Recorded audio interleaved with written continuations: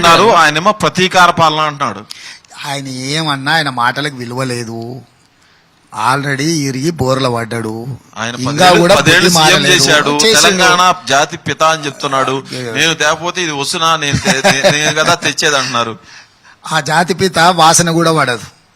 ఈ జాతిపిత అది లేకుండానే నిద్ర లేవాడు. అసలు ఏం పోలిక జాతిపిత అని. జాతిపిత అనే పదాన్ని మలినం చేయకండి. తెలంగాణ వరకు ఒకవేళ జాతిపిత అనే పదం ఏమైనా వాడాల్సి వస్తే ప్రొఫెసర్ జయశంకర్ గారు 2వ తరం, మొదటి తరంలో కొండా లక్ష్మణ్ బాపూజీ. ఎందుకన్నారు ఆయన బాపూజీ అని? ఆయన పేరు కాదు అది, కొండా లక్ష్మణ్ ఆయన పేరు. బాపూజీ అని ఎందుకు ఇచ్చిండ్రంటే తెలంగాణ జాతిపిత అని కొండా లక్ష్మణ్ బాపూజీకి ఇచ్చారు ఆ తరంలో. 2వ తరంలో మలి ఉద్యమంలో ప్రొఫెసర్ జయశంకర్ గారు తెలంగాణ జాతిపిత. ఎందుకంటే అతను సిద్ధాంతకర్త. అతను కుర్చీ అడగలే, కుర్చీలో కూసోలే. చంద్రశేఖరరావు అనేట ఆయన పక్క చౌకబారు రాజకీయ నాయకుడు.